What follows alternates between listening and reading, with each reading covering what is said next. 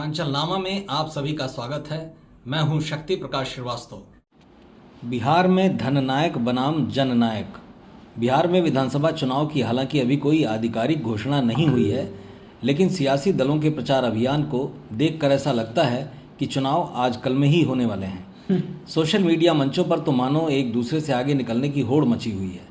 इस सियासी धींगा मुश्ती में स्थापित मुद्दे गौड़ हो गए हैं।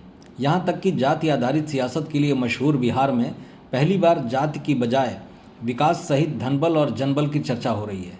चर्चा धननायक और जननायक की भी की जा रही है। पूरे बिहार में चुनावी खुमार इन दोनों नेताओं और मतदाताओं के सिर पर चढ़कर बोल रहा है। क्या भारतीय जनता पार्टी, क्या जनता दल यूनाइटेड, क्या राष्ट्रीय जनता दल, क्या कांग्रेस, क्या जनसुराज पार्टी और क्या बहुजन समाज पार्टी, सभी एक दूसरे को कमतर बताते हुए अपने को समर्थ बताने की जुगत में हैं। हर दल अपने प्रचार में नए नए प्रयोग कर रहा है। कोई गांव में गरीब के घर खाना खा रहा है तो कोई जन कल्याण की योजनाएं गिना रहा है। लेकिन इनमें जनसुराज पार्टी इकलौती ऐसी पार्टी है जिसका प्रचार का ढंग औरों से जुदा है। इनमें मुख्य प्रतिद्वंदिता बीजेपी और जेडीयू वाले राष्ट्रीय जनतांत्रिक गठबंधन और कांग्रेस राजद वाले विपक्षी गठबंधन आईएनडीआईए के बीच ही है। हालांकि इनके अलावा जनसुराज पार्टी मुखिया अपनी विशिष्ट प्रचार शैली की वजह से इन दिनों मुख्य घटक दलों को निशाना बनाते हुए एक अलग सियासी एंगल देने की कोशिश कर रहे हैं। प्रशांत का आक्रामक प्रचार उन्हें अन्य दलों से अलग कर रहा है।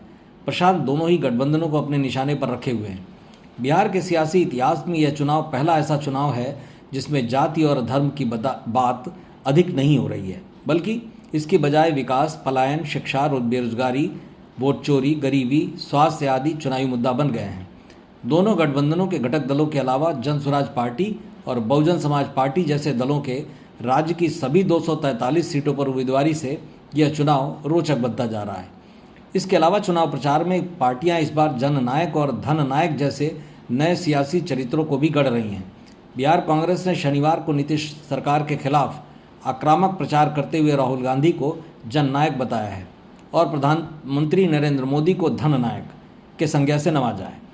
इसके साथ यह भी लिखा है कि जिसका जैसा काम उसका वैसा नाम। एक अन्य पोस्ट में लोगों के साथ सड़क पर मिलते जुलते चल रहे राहुल गांधी को जननायक लिखा गया है। वैसे बिहार में पूर्व मुख्यमंत्री और समाजवादी नेता कर्पूरी ठाकुर को जननायक कहा जाता रहा है। इस बाबत प्रधानमंत्री नरेंद्र मोदी ने राहुल गांधी पर निशाना भी साधा है। मतलब की बात में आज बस इतना ही। कल फिर मुलाकात होगी इसी समय, इसी चैनल पर। तब तक के लिए नमस्कार।